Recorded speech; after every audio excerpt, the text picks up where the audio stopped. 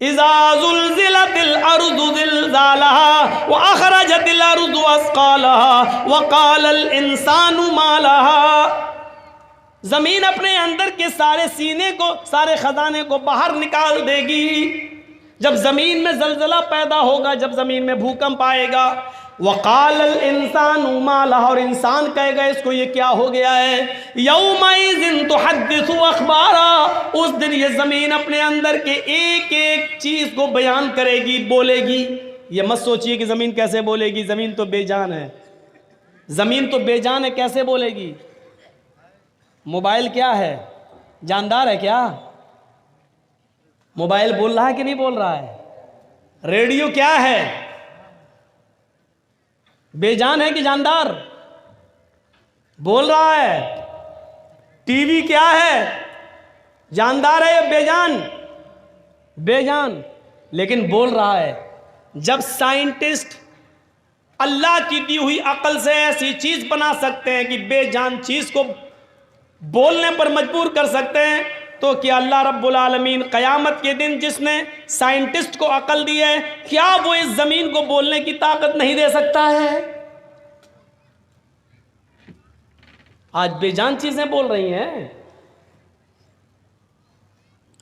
बंदूक में कारतूस लगा और छोड़ो तो आज उसकी भी आवाज़ निकल रही है, बेजान चीज़ बोल रही है। और ये सब चीज़ें ज़मीन से पैदा हुई हैं, लकड़ी, लोहा, तांबा, इन्हीं को प्लास्टिक, इन्हीं को तोड़ मरोड़ कर टीवी बना दी गई, इन्हीं को तोड़ मरोड़ कर रेडियो बना दिया गया, इन्हीं को तोड़ मरोड़ कर मोबाइल बना दिया गया है। जब ज़मीन से पैदा होने वाली इन चीज़ों को बोलने पर मजबूर किया गया, तो ज़मीन क्यों नहीं बोलेगी। यौमइज़िन तुहद्दिसु अख़बारा, ज़मीन अपने अंदर के सारे एक एक करके सारी खबरों को बयान करेगी। ये सूरत हाल आज हमारी हो गई है। हम सट्टे लगा रहे हैं, हम सूद और ब्याज खा रहे हैं, हम IPL, और ऐसे ही लोग क़यामत के दिन सोचिए। बंगाल के किसी जलसे में था मैं, तकरीर ख़त्म हो गई। ज़रा इस मंज़र को देखिएगा, मैं अपना वाक़या बता रहा हूँ अपना। उस वक्त मेरा एक छोटा बच्चा था 6 साल का, आज वो 7.5 साल का है। 1.5 साल पहले की बात बता रहा हूँ मैं आपको। तकरीर ख़त्म करके मैं अपने रेस्ट रूम पर जहाँ हमको ठहराया गया, मैं गया, घर से फ़ोन आता है रात के तकरीबन 1:30 बजे कि बच्चे की तबीयत तो उस वक्त 6 साल का था, तबीयत बहुत ख़राब है, सख्त फीवर है, हाथ लगा रहे हैं तो हाथ जल रहा है। मैंने कहा उसको जल्दी से लेकर निकलो। पड़ोस में आसपास डॉक्टर, लेकिन दरवाजा खोलने के लिए तैयार नहीं। रात की तारीकी में सरकारी हॉस्पिटल में ले जाया गया, और मैं यही उत्तर दिनाजपुर के इलाके में, और रात के 4 बजे तक, 4:30 बजे तक बराबर राब्ते में रहता हूं। अब कैसी तबीयत है, अब क्या है, अब क्या कंडीशन है।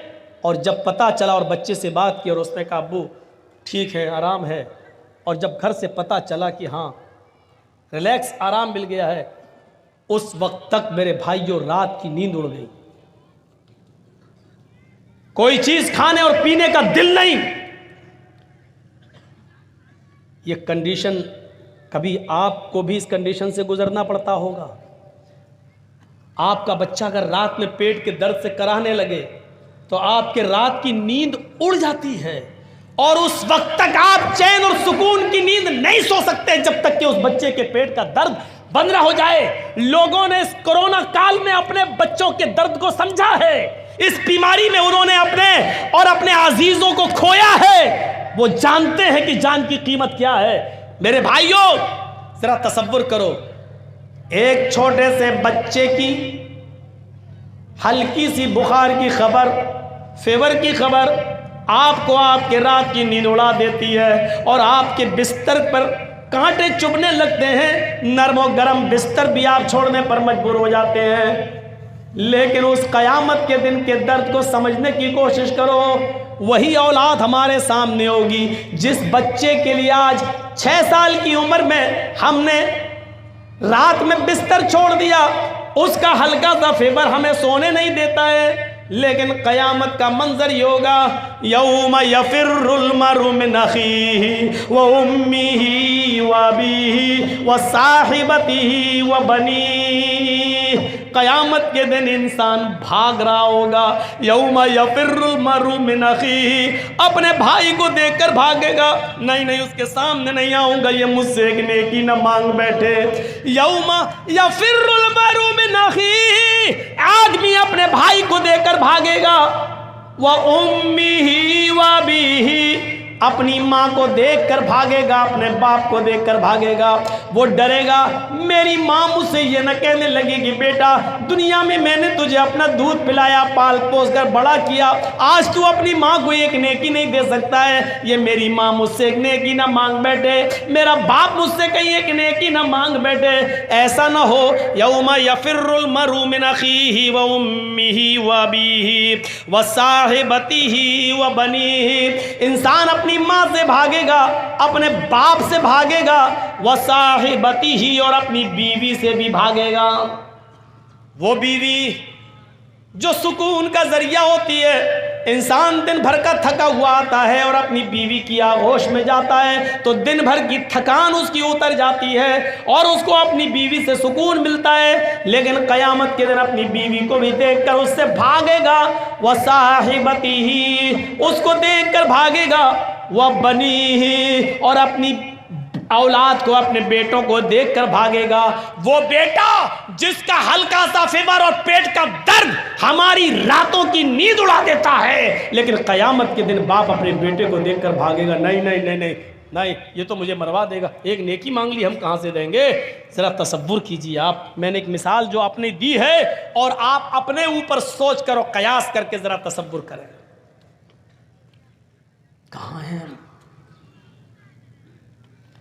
किस पोजीशन में हैं हम।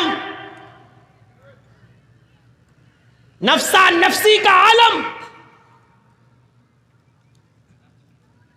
हजरत आयशा बयान करती हैं, युहशरुन नासु यौमल क़यामति हुफ़ातन औरातन गुरला।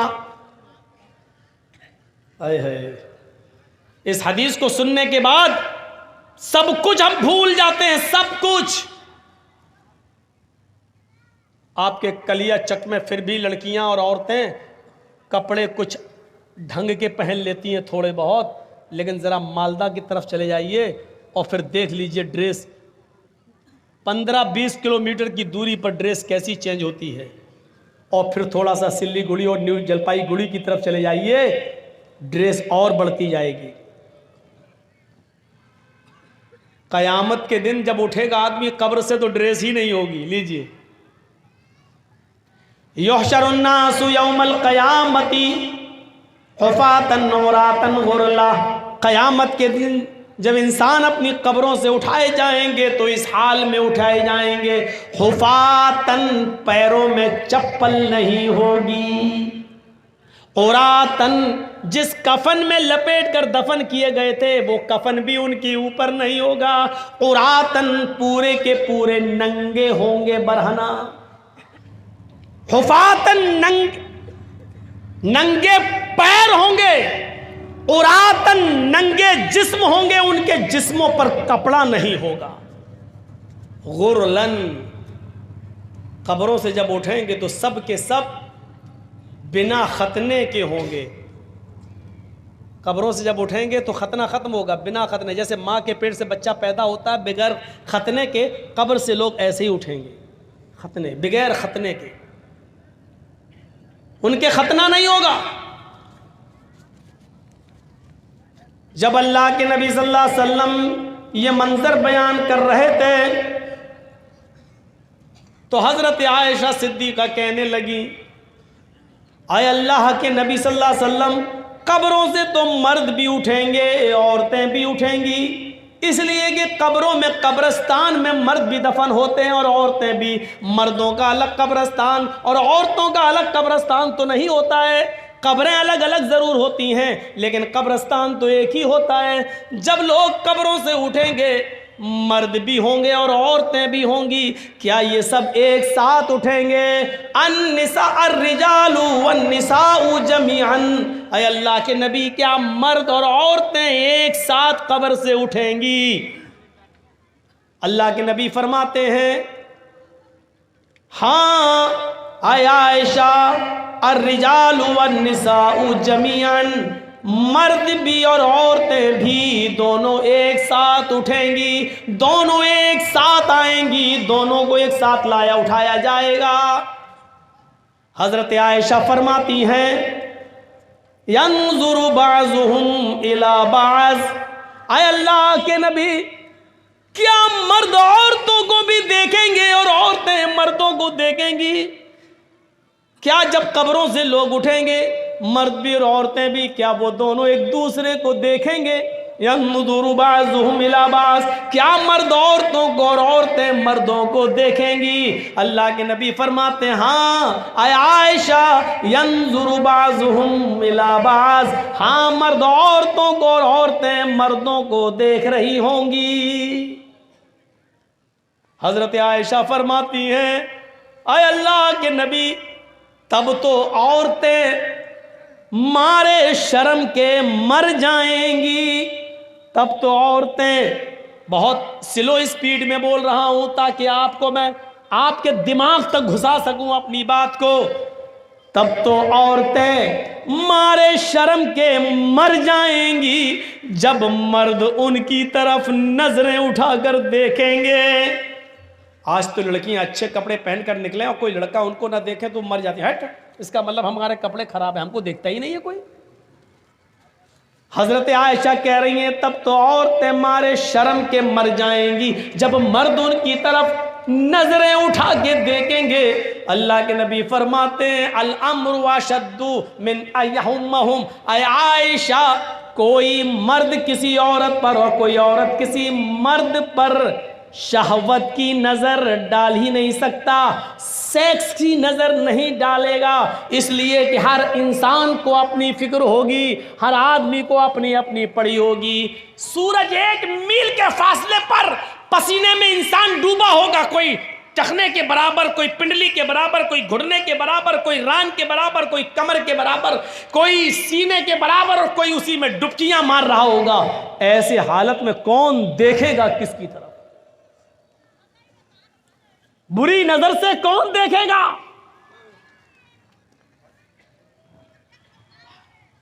वो देखो मछली बिक रही है औरतों के पिंडाल से, नहीं मान सकती हैं औरतें। इतना नजदीक आप इनका इंतजाम कर देते हैं बेचारी का, 1 साल के बाद तो इनको सुनने का मिलता है। आज तो मौका मिला इनको सैंडल और चप्पल दिखाने का, साड़ी दिखाने का, और ये बेचारी जलसा सुनेंगी। और फिर दूसरा उर्दू वाला मौलाना, सुनिए तुम्हारे मतलब की बात कर रहा हूं।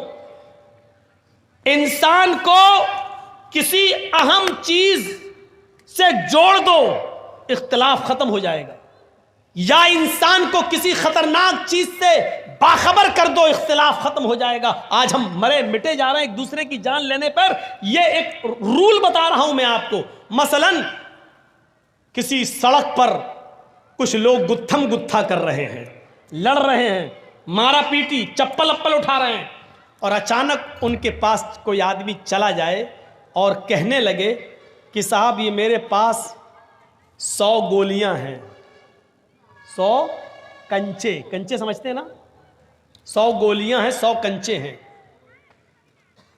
इसमें एक कंचा, एक गोली रेड कलर की है, लाल कलर, रेड कलर की है, मैं इन 100 गोलियों को हवा में उछाल कर फेंक रहा हूं, लेकिन लाल रंग की गोली पर 1 लाख रुपया मैंने इनाम रखा है। यानी जिसको लाल रंग की गोली मिलेगी वो 1 लाख रुपए का हकदार होगा, उसको मैं 1 लाख रुपए दूंगा। और ये कहकर आप उस गोलियों को आप उछाल दीजिए हवा में, और जैसे आप उछालेंगे यहाँ जो झगड़ा कर रहे थे, गुत्थम गुत्ता हो रही थी, मारधाड़ हो रही थी, वो सब मारधाड़ भूल जाएंगे। ये भी भूल जाएंगे कि किस बात पे हो रही थी। सब एकदम उस गोली, और सबकी नजर उस लाल रंग की गोली पर होगी, जबकि गोलियां और भी हैं वहां पर, लेकिन दूसरे रंग की गोलियों को कोई नहीं उठाएगा, सिर्फ लाल रंग की गोली पर टूट पड़ेंगे।